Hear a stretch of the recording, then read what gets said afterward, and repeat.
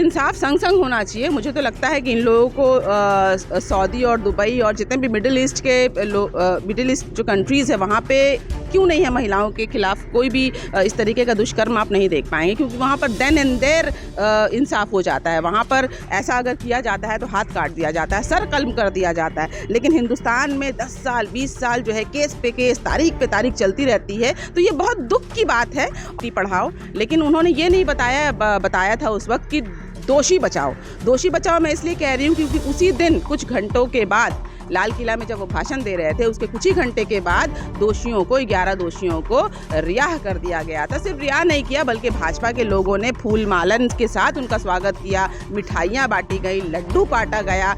देखिए, बिल्किस बानो की अगर घटना आती है तो मुझे लगता है कि हिंदुस्तान में महिला के ऊपर एक बहुत बड़ा एक दुष्कर्म किया गया है। सिर्फ बिल्किस बानो नहीं बल्कि बिल्किस बानो के रूप में जितनी भी महिलाएं हैं वो सब के साथ एक बहुत बड़ा एक घटना घटी थी जो 2002 के गुजरात रॉयट्स में बिल्किस बानो के साथ जो दुष्कर्म किया था 11 राक्षसों ने, 11 लोगों ने, वो भी भाजपा के समर्थक, भाजपा के भी उसमें लोग थे, RSS के लोग थे। उन्होंने जिस बेरहमी के साथ बिल्किस बानो के साथ 2002 के रॉयट में दुष्कर्म ही नहीं किया बल्कि वो प्रेग्नेंट थी, 5 महीने की प्रेग्नेंट थी, प्लस उनकी 3 साल की बेटी को भी आंखों के सामने जो है सर पटक के मार दिया गया था। बेरहमी के साथ उनके परिवार के कई लोगों को मार दिया गया था। और इन्हीं लोगों को आज 2002 में जब गुजरात में शासन था भाजपा का, तो भाजपा सरकार द्वारा इन लोगों को छोड़ दिया गया था। और इसके बाद आप जानते हैं कि भाजपा की जो राजनीति है वो बिल्कुल वोट बैंक बनाने के लिए थी।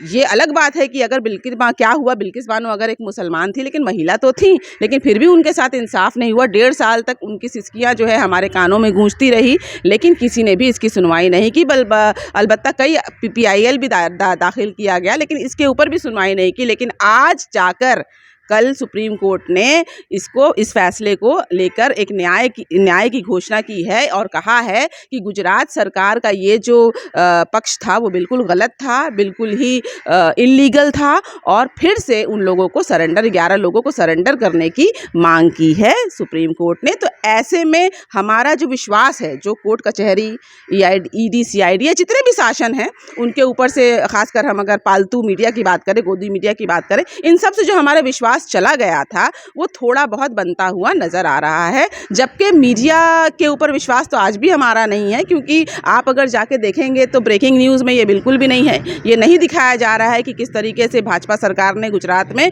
क्या एक अन्याय किया था।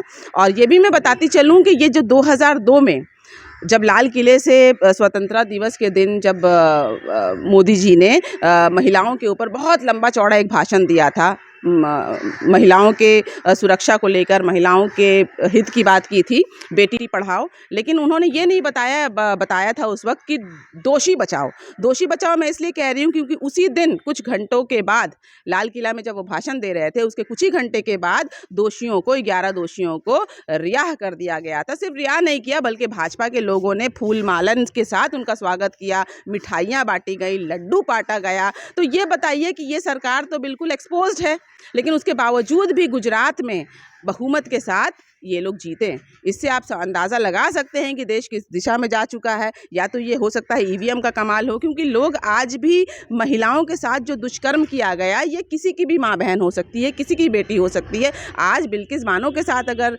2002 में ये दुष्कर्म हुआ तो ये कल किसी के साथ भी हो सकता है, ये मेरे साथ हो सकता है, किसी और के साथ हो सकता है। तो ऐसे में अगर सुप्रीम कोर्ट का ये वर्डिक्ट आता है तो हमें बहुत ज़्यादा खुशी है। हम महिलाओं के अंदर एक सुरक्षा को लेकर एक थोड़ा बहुत उम्मीद तो ज़रूर जगी है। बिल्कुल इंसाफ संग संग होना चाहिए। मुझे तो लगता है कि इन लोगों को सऊदी और दुबई और जितने भी मिडिल ईस्ट जो कंट्रीज़ है वहाँ पे क्यों नहीं है महिलाओं के खिलाफ कोई भी इस तरीके का दुष्कर्म आप नहीं देख पाएंगे, क्योंकि वहाँ पर देन एंड देयर इंसाफ हो जाता है। वहाँ पर ऐसा अगर किया जाता है तो हाथ काट दिया जाता है, सर कलम कर दिया जाता है। लेकिन हिंदुस्तान में 10 साल 20 साल जो है केस पे केस, तारीख पे तारीख चलती रहती है। तो ये बहुत दुख की बात है। और बिल्किस बानो को इंसाफ मिलने में कम से कम 24 से 25 साल अगर लग गए, इंसाफ भी क्या मिला, उनकी सिसकियाँ जो है आज भी हमारे कान में गूंजती हैं। उनकी बच्ची की जो हत्या की गई, उनको इतने बेरहमी से दुष्कर्म किया गया उनके साथ, उनके लोगों को मार दिया गया। तो ये तो सोचकर भी रूह कांप जाती है कि ये अगर हमारे साथ होगा, हम किसी के साथ भी होगा, तो ये बहुत बड़ी बात है।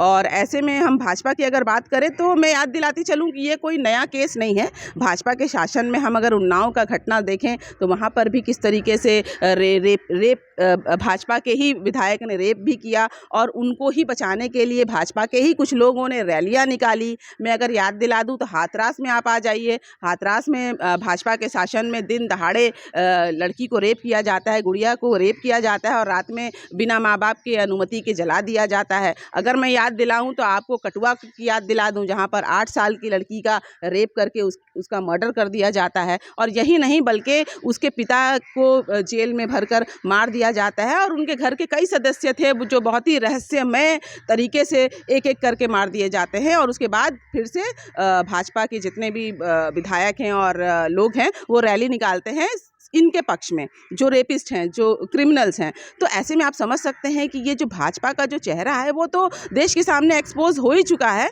और अगर ईवीएम को हटा दिया जाए तो मुझे लगता है कि भाजपा का जो आज चरित्र है उसमें उनको एक वोट भी नहीं मिलेगा। ये भाजपा 2021 के विधानसभा चुनाव में भी तो उनका वही कॉन्फिडेंस था, अब की बार 200 पार, लेकिन जनता ने उनको यहाँ से नकार दिया, उनको यहाँ से भगा दिया। 200 पार तो हमारा हुआ, टीएमसी सरकार का हुआ, ममता बनर्जी को तीसरी बार बहुमत के साथ यहाँ पर सरकार बनाया गया। तो जबकि प्रधानमंत्री ने रैलियाँ की, गृह मंत्री ने रैलियाँ की और कई लोगों ने यहाँ पर आना जाना लगा रहा बरसाती मेढक के जैसा। लेकिन लोगों ने, बंगाल के लोग, देखिए बंगाल के लोग हमेशा से ही लिबरल हैं, लिबरल माइंड के हैं। वो धर्म के नाम पर वोट नहीं देते, वो विकास के नाम पर देते हैं। तो ममता बनर्जी ने चूंकि विकास किया है तो उसके नाम पर जो है वोट उनको मिलता है। और आगे भी जो विकास करेगा वो कोई भी हो, जो विकास करेगा देश उसी के साथ है।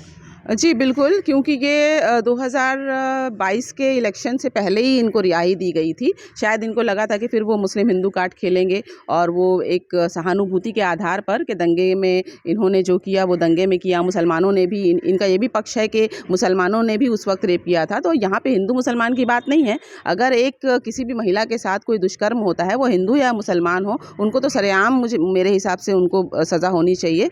लेकिन इसमें कोई हिंदू मुस्लिम की तो कोई पक्ष लाना ही नहीं चाहिए। और चूंकि 2022 के इलेक्शन में इन्होंने एक कार्ड खेला था, तो हो सकता है कि इस बार ये लोग सुप्रीम कोर्ट को फिर से चैलेंज कर सकते हैं, सुप्रीम कोर्ट के डिसीजन को फिर से ये चैलेंज कर सकते हैं। क्योंकि कहीं ना कहीं देखा ये भी गया है कि भाजपा की जो गवर्नमेंट है वो हर एक अथॉरिटी को, हर एक ऑर्गेनाइजेशन को, इवन सुप्रीम कोर्ट को भी ये ओवरशैडो करने की कोशिश करती है, जो पिछले कई रिकॉर्ड्स में हमने देखा है। चूँकि ये डिसीजन भी पहले भी ये कोर्ट का ही था, लेकिन फिर भी गुजरात गवर्नमेंट ने इनको रिहाई दी थी। तो इससे बहुत साफ जाहिर है कि आगे भी चल के इस डिसीजन को चैलेंज कर सकते हैं।